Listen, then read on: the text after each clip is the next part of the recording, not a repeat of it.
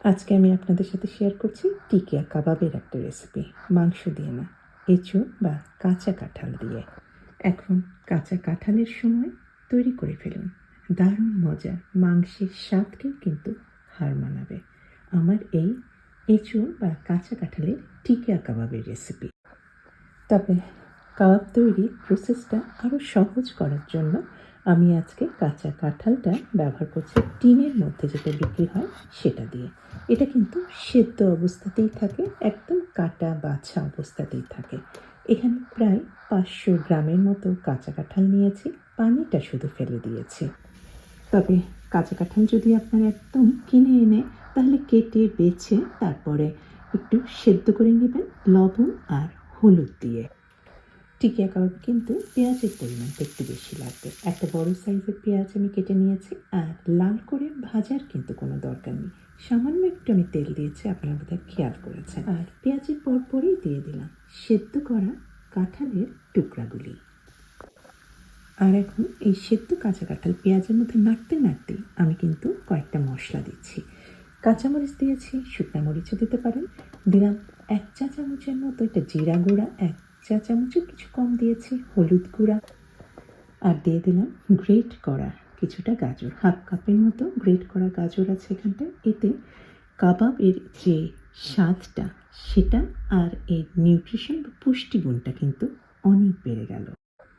আবার সামান্য পরিমাণে মটরশুঁটিও কিন্তু দিতে পারেন। সামান্য কিছুটা দিয়েছি ছোট ছোট টুকরা করে কাটা কাঁচা নারকেল। আপনারা গ্রেট করা নারকেলও আধা কাপের পরিমাণ দিতে পারেন, আবার ইচ্ছা হলে এই উপকরণটা নাও দিতে পারেন।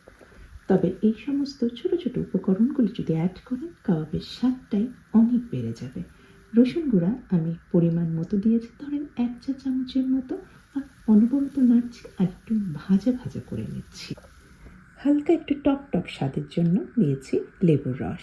আপনারা একটু সামান্য পরিমাণে লেবুর রসের পরিবর্তে সিরকা ব্যবহার করতে পারেন, আমচুর পাউডার ব্যবহার করতে পারেন।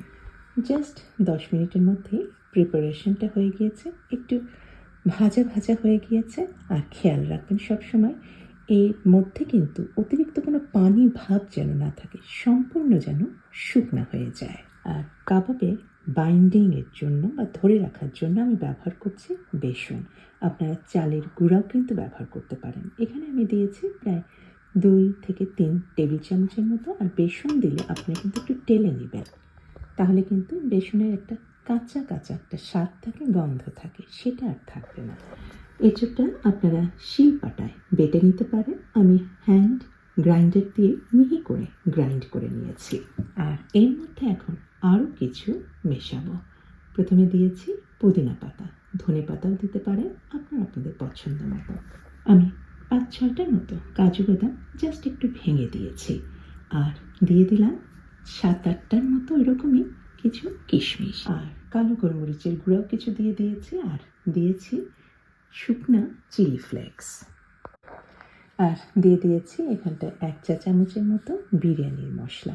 আমি নিজে তৈরি করেছি, এই ভিডিওর লিঙ্কটা আমি এই ভিডিওর শেষে অ্যাড করে দেব, আপনার ইচ্ছা হলে দেখে নিতে পারেন। আরও কিছু দিয়ে দিয়েছি ব্রেড ক্রাম্ব, পরিমাণ মতো দিবেন, এখানে আধা কাপের কিছু বেশি আছে। আর একটা ডিম ভেঙে দিলাম, এটা কাবাবের স্বাদটাও বাড়াবে আর খুব ভালোভাবে একদম বাইন্ডিং করে রাখবে, ফলে তেলে ভাজার সময় কাবাব কিন্তু একদমই ভাঙবে না। কাবাবের শেপ দেওয়ার জন্য আমি গোল শেপটাই পছন্দ করছি, তবে আপনি কিন্তু একটু ওভাল বা একটু লম্বাটে শেপেও কাবাবটা তৈরি করে ফেলতে পারে। কিছু কাবাব ভেজে দেখাবো, আর বাকিগুলি আমি কিন্তু সংরক্ষণ করব একেবারে ডিপ ফ্রিজে রেখে। মাসখানেকের মতো আমি এয়ারটাইট কন্টেনারে অথবা জিপলক ব্যাগে রেখে দেব। আর এই কাবাব কিন্তু ভাজার সময় ফ্রোজেন অবস্থাতে বার করে জাস্ট 10 মিনিট আগে বার করবেন, তারপরে ডুবো তেলে ভেজে নেবেন।